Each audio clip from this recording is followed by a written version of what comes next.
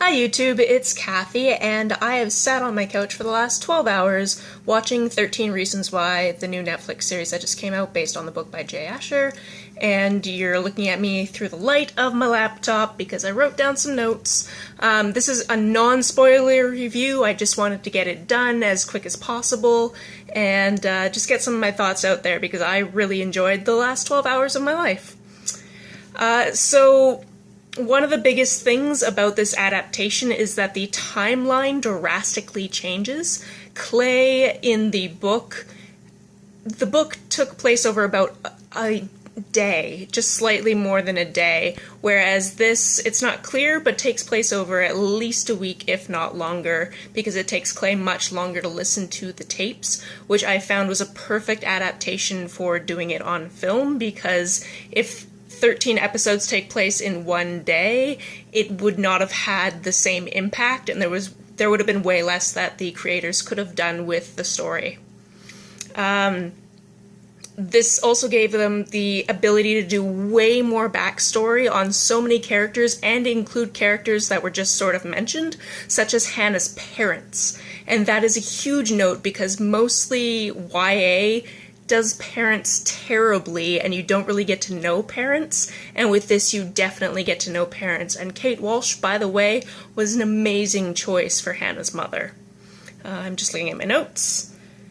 I found that all the changes definitely helped improve the story, and any changes to the offenses that the people did to get on the 13 reason list definitely improved the storyline and made it work more in the visual format that it was in. And it definitely explored more of what would have happened if Clay had taken so long to listen to the tapes and all of the kind of mental and emotional struggle of that, as well as just the logistics of seeing all these people in the hallway or elsewhere and just seeing their reactions to knowing that he's listening to the tapes. Clay's scar was also kind of interesting to watch, just because as things got worse for him, the scar kind of was more bruising, and that was interesting to watch, and I think that that was an interesting choice, because obviously that wasn't something that was in the books whatsoever. Clay didn't ride his bike in the books. Clay walked around and was in Tony's car every once in a while.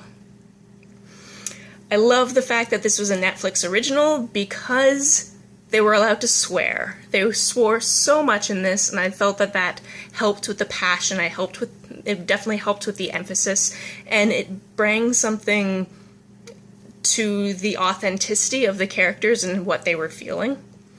And the only downside that I had from this format is that it kind of takes away a little bit of hearing of Hannah's story as Clay is listening to it, because you never know if he's listened to the tape or not until he says something about how he's listened to the side of the tape that he's currently on. So that was like my only little bit of a downside of it. I loved this. I thought this was a great adaptation, and if you liked the book, or if you just think that the show sounds interesting, definitely check it out. I mean, it's on Netflix, so it's easy to do so.